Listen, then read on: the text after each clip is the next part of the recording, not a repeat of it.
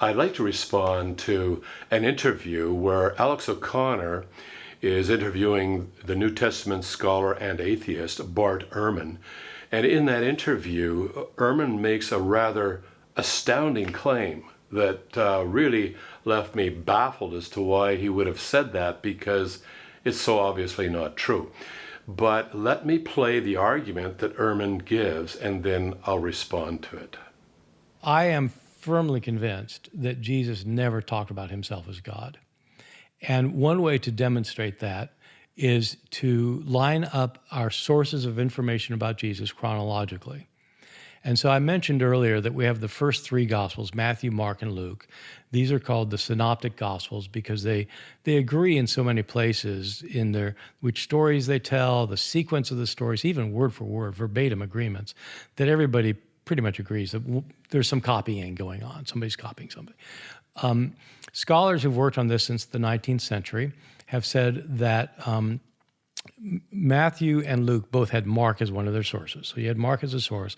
Matthew and Luke copied Mark, but Matthew and Luke have a number of sayings of Jesus not found in Mark. And so most scholars today continue to think that Matthew and Luke had access to some other written source of information that they call Q. Mm-hmm. Q is a group of Jesus sayings that Matthew and Luke had access to. Matthew has some materials not found in Mark or Luke, so they say, well, that came from some other sources, and Luke has some material not found in Mark and Luke, so that's other sources. Okay, so you got Matthew, Mark, and Luke, but you also have Q and M, Matthew's special sources, and L, Luke's special sources. If you look at all of that material, Matthew, Mark, Luke, Q, M, and L, okay, all of that together, Jesus never calls himself God. All of our earliest sources. Where Jesus starts calling himself God is the Gospel of John, yes, our last source. And so, to my thinking, you have these sources of information about Jesus. So I've just laid out six sources, 6 pieces of information versus 1. The 6 are all earlier than the 1. It seems to me completely implausible that 6 authors would describe the sayings of Jesus knowing that he called himself God and neglect to mention that part.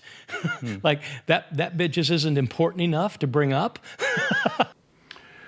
I'd like to say a few things about what you just heard in response. First of all, it would be completely implausible to believe that Jesus taught from town to town and city to city for 3 years, and no one was writing down what he was teaching or what he was doing. It's much more likely that there were people recording his teachings, writing down the various things that he had done, such that by the end of his ministry, there would have been a substantial body of information from which the gospel writers could draw from when they're presenting their gospels. And this is what he's describing here. That in no way impinges on the historicity of the 3 gospels. That is, it doesn't reflect negatively on their credibility, and in fact, I would say it actually increases their credibility in the sense that they're drawing from an even earlier body of information that was probably written down at the time Jesus was making these teachings and doing those things. Now let's set that aside and get to his main assertion here, that nowhere in the 3 earliest Gospels does Jesus claim to be God. And I would like to respond by saying, actually, if we grant that Mark is the earliest Gospel, which he seems to be arguing for, if we grant that Mark is the earliest Gospel, the most significant and audacious claim that Jesus made to be God was actually made in the Gospel of Mark, contrary to what Ehrman is saying. And the reason I would say it was the most audacious and significant claim to be God is that in the Gospel of Mark, it's recorded that he made that claim in the presence of the entire Sanhedrin, which was the group, the religious leaders of the Jews, the Sanhedrin. That is the most significant place you could possibly claimed to be God would be in the presence of the Sanhedrin. But before we look at that claim, what he actually said there, there's two pieces of background information that will really help, that really enrich this. First of all, the claims to be God that Ehrman was referring to in the Gospel of John are various. There are direct and indirect claims, but the direct claims to be God was when Jesus used the name of God to refer to himself. And the name of God amongst the religious Jews at the time was, and still is to this day, I am. And that goes back to when God appears to Moses in the burning bush, and Moses says, "Who shall I say sent me? What is your name?" And God says, "Tell them that I am has sent you. That will be my name for all generations." And so for that reason, the religious Jews regarded the phrase or the title I am as belonging only to God. Only God could use that. And in the Gospel of John, we see Jesus using that title in 5 different occasions, and on some of those occasions more than once. But 5 different occasions, but when we look at those occasions, the first occasion was to a Samaritan woman, and the religious Jews had nothing to do with the Samaritans, so it was probably a relatively safe place to reveal himself as being I am, the creator of the universe, to this Samaritan woman. He wouldn't get into a lot of trouble there. There are 2 other occasions where he reveals that privately to his disciples. There's only 2 occasions in the Gospel of John where he does that publicly, and one is, the most famous one is in the 8th chapter of John, where Jesus says, "Before Abraham was born, I am." And the response of the Pharisees in that situation was to immediately assert that he had committed blasphemy, and they picked up stones to stone him, but he got away.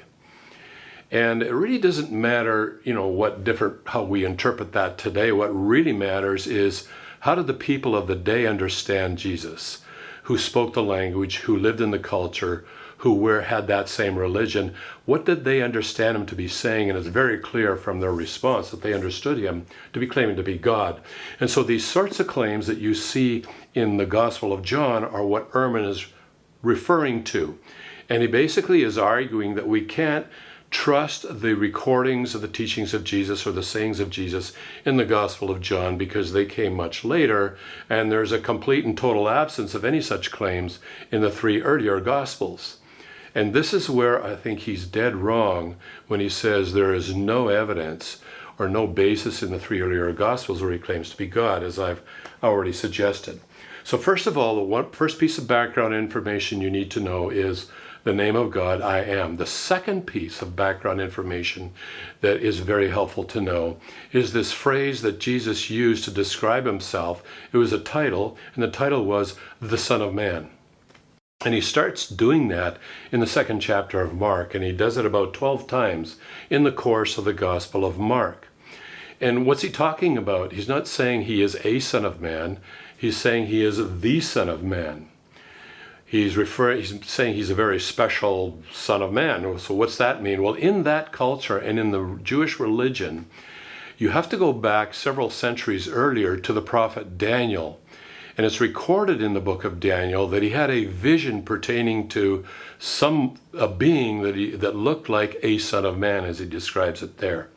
Now, scholars today will argue about exactly when the book of Daniel was written, but no one disputes that it was written before the time of Christ, at least 100 or 200 years earlier, at minimum. Now, in that vision, and I'll read you exactly what it says there in the book of Daniel. Quote, "I saw in the night visions, behold, with the clouds of heaven there came one like a Son of Man. And he came to the Ancient of Days and was presented before him. And to him was given dominion and glory and a kingdom, that all peoples, nations, and languages should serve him. His dominion is an everlasting dominion which shall not pass away."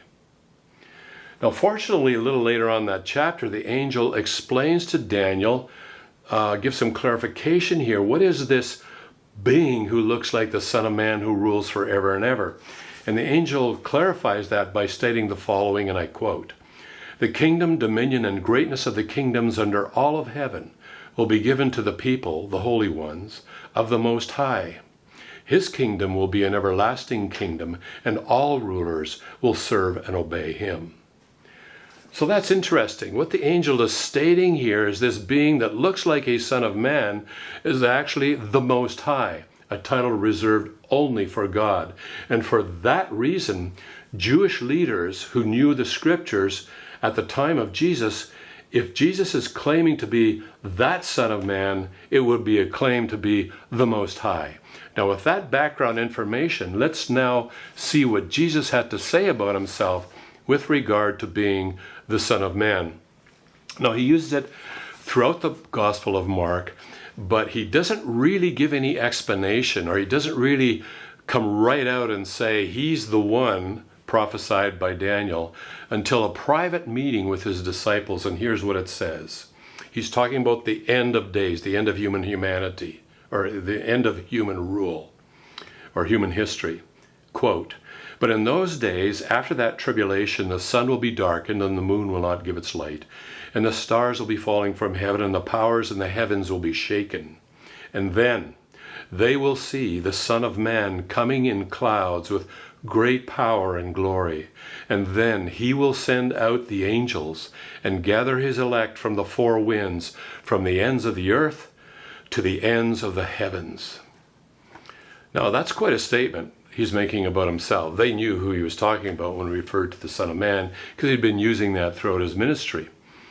But now he's coming right out and stating that he is the one prophesied in the book of Daniel. He is the Most High, who is creator of the universe and will rule forever and ever, and will gather his people from the furthest reaches of the earth to the furthest reaches of the cosmos. He will gather them and will rule forever and ever.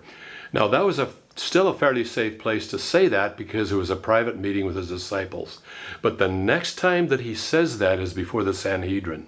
And this is why I say this is Jesus' most significant and audacious claim to be God, given that it was made before the entire Jewish religious council, the people of the day who were the religious rulers of the Jews.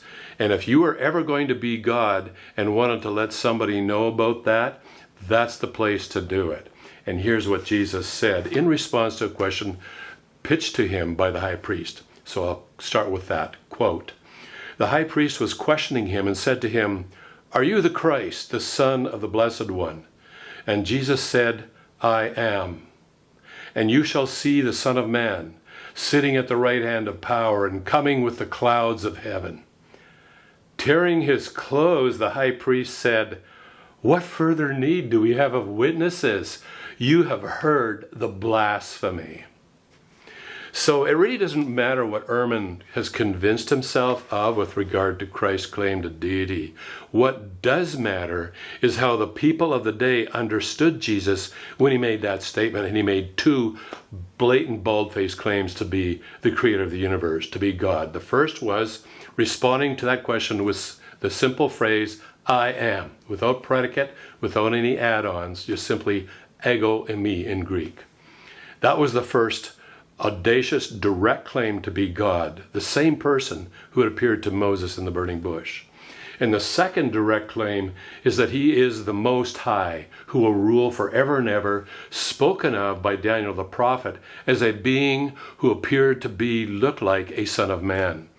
So there was no doubt in their mind. The high priest tore his clothes and clearly understood Jesus claiming to be God. So I have to conclude that I am astounded that Ehrman makes this claim to Alex O'Connor. I don't understand why he did it, because it's clearly not true. And Jesus made the most audacious claim to be God in the earliest gospel, the Gospel of Mark.